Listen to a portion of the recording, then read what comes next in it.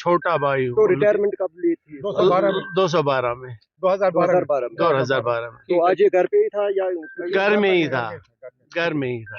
عظیم ثانیہ گنڈا ملا کے میر خاندان کو پیش محمد شفیع میر جو میرا کزن تھا، صبح سویرے ہر روز یہ اذان دیتا تھا مسجد میں جا کے۔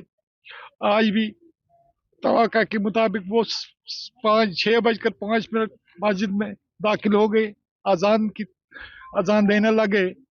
تو میں گھر میں بیٹھا تھا، قرآن شریف کی تلاوت کر رہا تھا اس دوران۔ تو جب اذان شروع ہو گئی تو میں نے قرآن شریف کو بند کیا تو قرآن اس اذان کا جواب دینے لگا۔ اسی طرح سے اذان چلتے چلتے اشہد ان محمد رسول اللہ صلی اللہ علیہ وسلم پڑھ کے دوسرا اس نے کلمہ ادا نہیں کیا، جبکہ اسی دوران میں نے ڈرام کی آواز سنی، ایک بڑی بھاری فائر کی آواز، وہ بھاری آواز تھی۔ تو میں نے قرآن شریف کو بند کیا تو اذان ختم ہو گئی، اس کے آگے اذان نہیں ہوئی۔ تو میں نے قرآن شریف کو بند کیا، میرے ذہن میں یہ سوچ آ گئی کہ مجھے لگتا ہے شفیع صاحب کو کوئی چکر آ گیا تو گر گئے، اس کی آواز آ گئی۔ تو اسی سوچ میں نے یہ بھی سوچ لیا کہ میرے گھر تک یہ آواز نہیں آ سکتی گرنے کی۔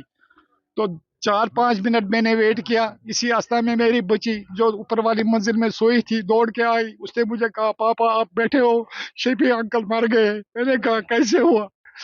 تو مجھے ذہن میں آیا کہ کچھ ہوا ہے، میں فوراً دوڑ کے آیا تو یہاں میں نے میرا بھانجا ہے محمد اقبال میر، تو میں نے اس کو بلایا، انہوں نے کہا وہ شفیع انکل کے ساتھ بارہمولہ گئے ہیں۔ تو تب پتہ چلا بارہمولہ سے ہمیں میسیج آ گئی کہ ان کو گولیاں لگی ہے۔ یہ پتہ نہیں ہے ہمیں کہ گولی کہاں سے آئی کہاں سے۔ جب ہم موقع واردات پر پہنچے تو ہم نے دیکھا جو یہاں پر ہماری مائک لگی اذان کے لیے، اس کے پیچھے ایک کھڑکی ہے، کوئی کھڑکی کا شیشہ پورا ٹوٹ چکا تھا، اور اس کے وہ چھینٹے مسجد کے جانب مسجد میں گرے تھے سارے۔ تو ہمیں لگا اگر شفیع صاحب پیچھے گر جاتے چکر آ کے تو یہ جو کندھے شیشے کے ساتھ ٹکراتے تو شیشہ باہر آتا، لیکن شیشہ باہر کوئی شیشے کا ایک تن کا بھی باہر نہیں تھا، سارے تن کے مسجد کے اندر تھے۔ تو ہم پریشان ہو گئے یہ کیسے ہو گیا، تو کچھ خون اندر دیکھا مسجد میں ہمیں پڑا ہوا۔ اسی طرح سے پھر ہمیں میسیج آ گئی شفیع صاحب کو گولیاں لگی ہیں 4۔